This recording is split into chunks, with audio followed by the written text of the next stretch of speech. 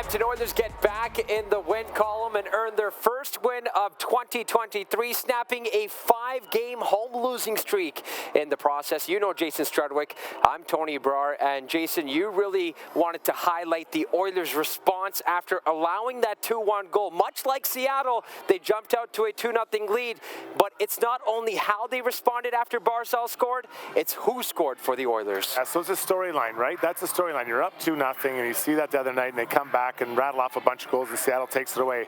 There's a coach who's very upset after that period. Then they go on to a players-only meeting the day before the game. Very uncomfortable time. So you get down, they score, or get up 2-0, they score 2-1, and now what are you thinking? What's your plan? And I like the way that the Oilers kind of got on it right away. They understood that the next shift's important. The next shift after that's important. You have to respond in kind because it gives momentum to the other team. Today they didn't back down. They found a way to make it happen, and everyone is contributing. So that's a learning lesson. Unfortunately, it doesn't mean it'll never happen again, Tony, but you learn and you remember those feelings. I don't want to be that guy. I don't want to be the one that lets the team down. Oilers get depth contributions here tonight. A big reason why they skate out with a 4-2 victory.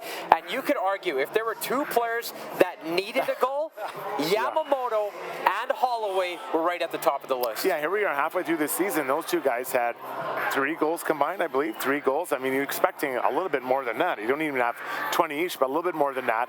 And I think it was also their confidence is rocked a little bit. You know, those guys have been used to scoring goals. They're not scoring goals. They're not contributing. So in the goal department, so you kind of lose your confidence. So for those two guys tonight, one off the rush, a really nice play on the shorthanded by Yamamoto, tucks it in the 5-hole, and then Holloway, a fantastic shift, a great 5-on-5 shift.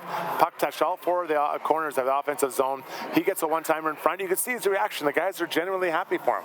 One of my favorite quotes by head coach Jay Woodcroft during his post-game media availabilities is he emphasizes the need for players to have something to hang their hat on. Yeah. And Jack Campbell can hang his hat on this W tonight. The calendar flips to 2023, and he gets back in the win column. Oh, man, you want this guy to do well, don't you? He's such a nice guy. His teammates seem to love him.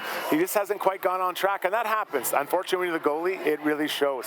I feel like the last couple starts and the last couple times he's jumped in the game, we're starting to see a more comfortable Jack Campbell. Tonight, to get that win and going against one of the top goalies in the league, as he did earlier in the season, that's fantastic. He needed that. The team needed it, but Jack Campbell needed this win tonight and a good performance. Jack Campbell had 20 stops for his 9th victory of the season.